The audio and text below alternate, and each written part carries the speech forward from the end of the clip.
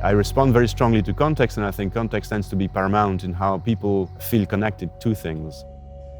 I like the idea of, instead of calling myself a conceptual artist, calling myself a contextual artist. Conceptual artist, it felt already kind of belonging to a culture sphere just to say it.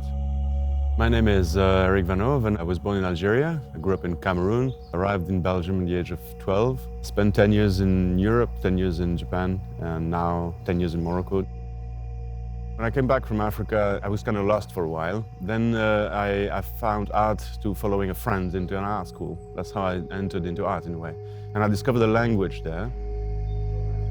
What I got very conscious of was the Eurocentrism and the very kind of subjective limited space into which that language was expressing itself. It was a lot of self-referencing in there.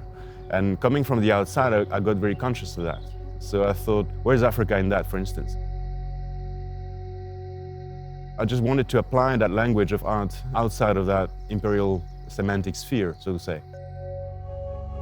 I ended up in Morocco, interested in craftsmanship, but also, the manufacturing of goods through human hands, and I made that my medium.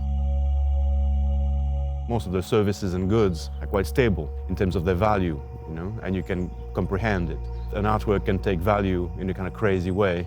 It's very erratic, and it's the only type of item that does that. So the inherent sort of economic and social erraticness of an item today, from a consumer good produced in a factory to an artist making one, I mean, all of that makes it both political, sociological, economical question. The Mercedes W123, it's a car that was really manufactured to last forever, and indeed that's what it does. So that's also why, Africans and Moroccans in particular tends to love it. When I was offered the show in Germany, I suddenly thought I should speak about the love the Arab world and Moroccans in particular have for made in Germany goods, reliable items.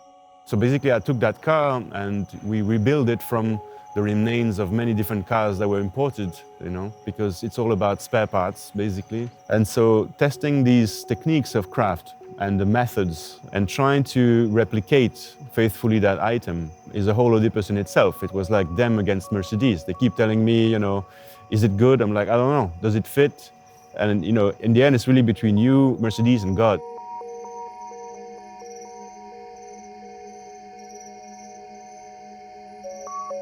I think it comes down to, what art can provide. I think it's all about seeking alternatives and opening doors and allow people to have understanding of what they're living.